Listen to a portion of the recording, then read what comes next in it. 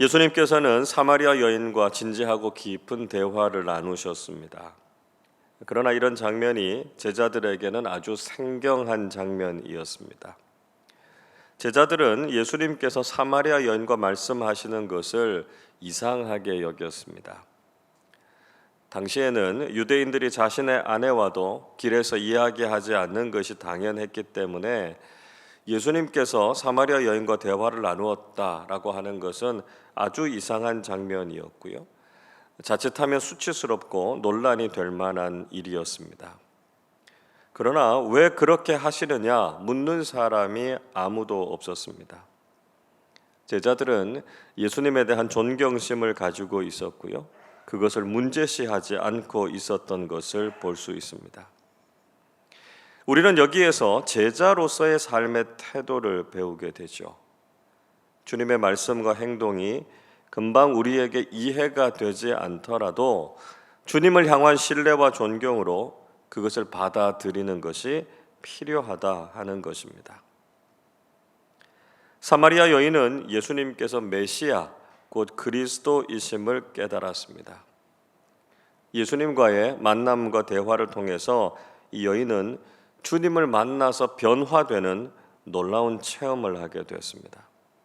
그리고 동네 사람들에게 예수 그리스도를 전하는 사람이 되었죠. 29절 보십시오. 내가 행한 모든 일을 내게 말한 사람을 와서 보라. 이는 그리스도가 아니냐.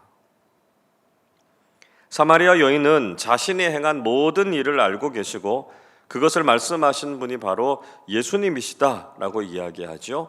그분이 바로 그리스도이심을 전했습니다. 30절에서 이 여인의 전도를 받은 동네 사람들은 예수님께로 나아왔다 말씀하고 있습니다.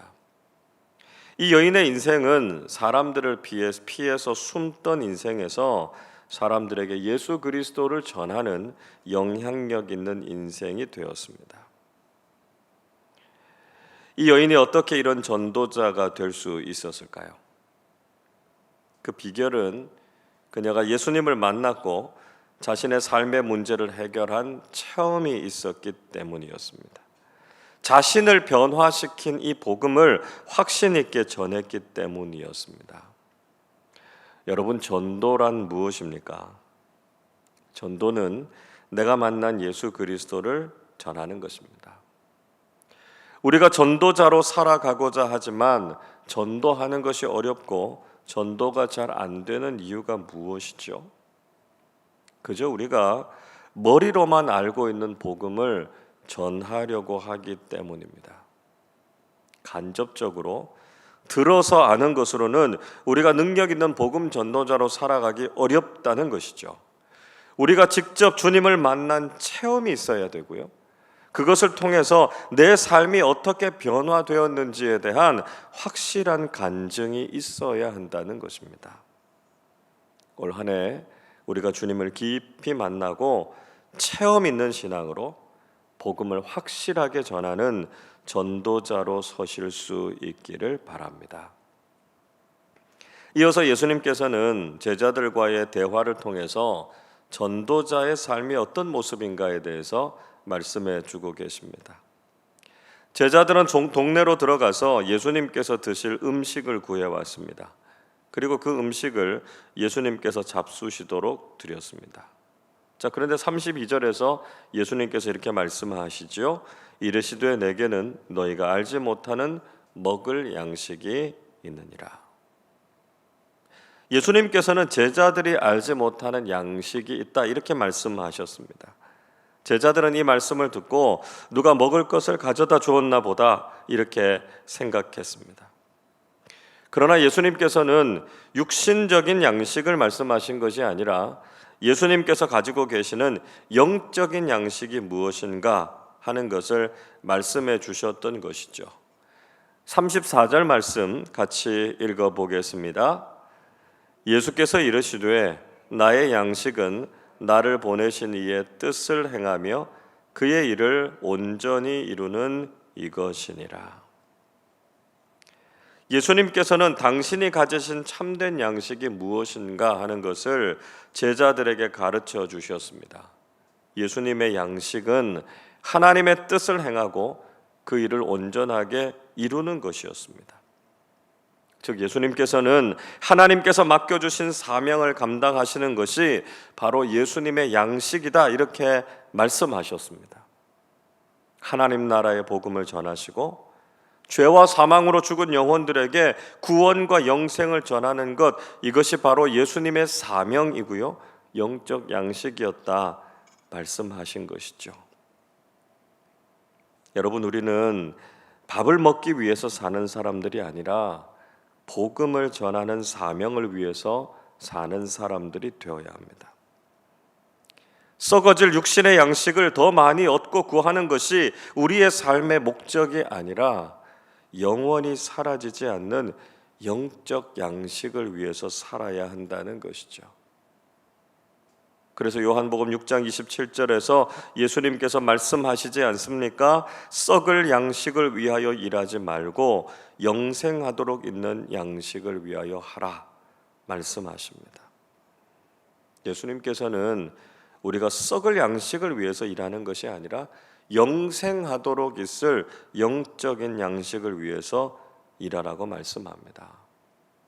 세상의 성공이나 소유를 위해서 사는 것이 아니라 복음으로 한 생명을 살리는 사명자로 살아야 할 것을 말씀하고 계시는 것이죠. 또 예수님께서는 전도자가 가져야 하는 아주 중요한 영적인 안목에 대해서 말씀해 주셨습니다. 35절 같이 읽겠습니다. 너희는 넉 달이 지나야 추수할 때가 이르겠다 하지 아니하느냐? 그러나 나는 너희에게 이르노니 너희 눈을 들어 밭을 보라, 희어져 추수하게 되었도다. 예수님의 말씀을 통해서 지금이 시기적으로 대략 언제인지를 알 수 있습니다.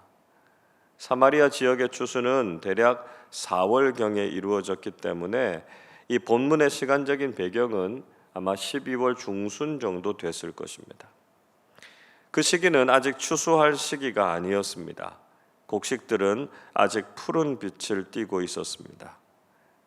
그래서 사람들은 아직은 추수할 때가 아니다 이렇게 생각하고 있었던 것이죠. 그러나 예수님께서는 영적인 눈을 들어서 보면 이미 희어져서 추수할 때가 됐다 이렇게 말씀하셨습니다. 즉 복음 전도와 구원의 사역을 미루고 소극적으로 생각하고 있었던 제자들을 향해서 보다 적극적이고 열정적으로 영혼 구원을 위해서 헌신할 것을 말씀하신 것이었습니다. 여러분, 우리는 여유를 부리면서 복음을 전해야 할 가족과 이웃들을 구원하는 일을 미루어서는 안 됩니다. 지금이 바로 추수의 때라고 하는 것을 깨닫고 이 기회가 지나가기 전에 복음을 전하는 일에 최선을 다해야 합니다. 하나님께서는 바로 지금이 추수의 때다라고 하는 것을 우리에게 말씀하고 계십니다. 마지막 때, 즉 종말을 영적 추수의 시기다 그렇게 말씀하고 있지 않습니까? 세상이 어지럽고 혼란할수록, 영적으로 혼탁할수록 마지막을 향해서 달려가는 이 종말의 시기는 복음을 전하기에 가장 좋은 때임을 알고 헌신적인 복음 전도자로 살아가실 수 있기를 바랍니다. 예수님께서는 또 하나 전도가 동역이라고 하는 사실을 깨닫게 해주셨습니다. 36절 보십시오. 거두는 자가 이미 싹도 받고 영생에 이르는 열매를 모으나니 이는 뿌리는 자와 거두는 자가 함께 즐거워하게 하려 함이라 말씀합니다. 예수님께서는 거두는 자가 싹도 받고 열매도 모은다 이렇게 말씀하셨습니다. 그렇다고 해서 거두는 자만 기쁨과 유익을 얻는 것이 아니죠. 뿌리는 자와 거두는 자가 모두 수확의 기쁨을 누리게 된다 이렇게 말씀하셨습니다. 즉 뿌리는 자가 있으면 거두는 자도 있다는 것이죠. 서로 맡은 역할이 다를 뿐이지 농사에 참여한 사람들은 그 기쁨과 열매를 함께 얻게 되고 함께 즐거워하게 된다는 것입니다. 그래서 38절에서 이렇게 말씀하십니다. 내가 너희로 노력하지 아니한 것을 거두러 보내었노니 다른 사람들은 노력하였고 너희는 그들이 노력한 것에 참여하였느니라 말씀합니다. 예수님께서는 제자들에게 노력하지 않은 것을 거두러 보냈다 이렇게 말씀하셨습니다. 제자들이 복음을 전하고 사람들을 구원으로 인도한다고 해서 모든 것을 제자들이 다 한 것이 아니라는 것이죠. 누군가는 이미 복음의 씨앗을 뿌렸고 그것이 자라나서 제자들의 전도에 의해서 예수님을 영접하게 된 것이었습니다. 그래서 다른 사람들의 노력에 있었음을 인정해야 되고요. 그들의 수고에 같이 참여한 것이다 라고 하는 것을 잊지 말아야 한다는 것이죠. 전도는 동역이고요. 혼자서 다 한 것처럼 교만해서는 안 된다라고 하는 것입니다. 여러분, 우리가 전도할 때 반드시 교회 공동체와 함께 동역해야 합니다. 전도 대상자들을 위해서 중보 기도를 부탁해야 하고요. 복음을 전할 때 함께 팀이 되어서 복음을 전하는 것이 중요합니다. 혼자서만 하는 것이 아니라 작은 교회가 함께 관심을 가져야 되고요.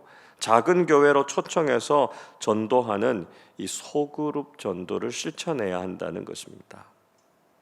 전도 대상자가 교회에 나오게 됐을 때 자신만이 아니라 많은 사람들의 협력과 기도가 있었다는 것을 알고 감사하고요. 함께 기뻐해야 한다는 것입니다. 믿음의 공동체가 함께 동역할 때 우리는 풍성한 전도의 열매를 얻을 수 있다라고 하는 것을 알아야 되는 것이죠. 오늘 본문에서 이 사마리아 여인의 전도로 수가성 사람들이 예수님을 믿게 됐습니다. 그런데 마을 사람들은 단지 사마리아 여인의 말을 통해서 복음을 간접적으로 듣고 예수를 믿게 된 것이 아니었습니다. 41절을 보시면 마을 사람들도 예수님을 초청해서 직접 복음을 듣고 믿게 됐다 이렇게 말씀하고 있습니다. 42절 말씀도 같이 읽어보겠습니다. 그 여자에게 말하되 이제 우리가 믿는 것은 내 말로 인함이 아니니 이는 우리가 친히 듣고 그가 참으로 세상의 구주신 줄 알미라 하였더라. 그 동네 사람들은 사마리아 여인의 전도를 듣고 예수님을 만났지만 그들이 믿음을 갖게 된 것은 예수님의 말씀을 직접 들었기 때문이었습니다. 믿음은 단지 간접적으로 복음을 전해 듣는 것에서 생기는 것이 아니라 직접 복음이신 예수님을 만나고 체험하는 과정 속에서 생기게 된다라고 하는 것을 분명히 말씀해 주고 있습니다. 여러분, 우리가 사마리아 여인처럼 확신 있고 영향력 있는 복음 전도자로 살아가는 한 해가 되실 수 있기를 바랍니다. 내가 만난 예수 그리스도, 나의 삶을 변화시킨 복음을 분명하고 확실하게 다른 사람들에게 전하는 사람들이 되실 수 있기를 바랍니다. 지금이 바로 영적 추수의 때임을 기억하고 믿음의 공동체와 함께 동역하면서 우리에게 맡겨주신 복음 전도의 사역을 잘 감당하실 수 있기를 바랍니다. 우리가 만나고 체험한 예수 그리스도를 모든 사람들이 만나고 예수님만이 온 세상의 구주이시고 주님이심을 고백하는 사람들로 가득해지는 복된 한 해, 믿음의 한 해가 되시기를 주님의 이름으로 축원합니다. 기도하겠습니다. 예수 그리스도의 복음을 듣게 하시고 구원과 영생을 허락해 주신 하나님께 감사를 드립니다. 올해도 우리가 만나고 체험한 예수 그리스도의 복음을 확신 있게 전하는 복음 전도자들이 되게 하시고 풍성한 전도의 열매가 있게 해 주옵소서. 지금이 바로 영적 추수의 때임을 깨닫게 하시고 믿음의 공동체와 함께 복음 전도의 사명을 잘 감당하게 해 주시옵소서. 우리가 주님을 만나고 분명한 구원의 확신 위에 서 있는 것처럼 우리의 가족들과 전도 대상자들이 복음이신 예수님을 만나고 믿음으로 구원을 누리는 복된 한 해가 되게 하여 주옵소서. 감사드리며 우리 주님 예수 그리스도의 이름으로 기도하옵나이다. 아멘.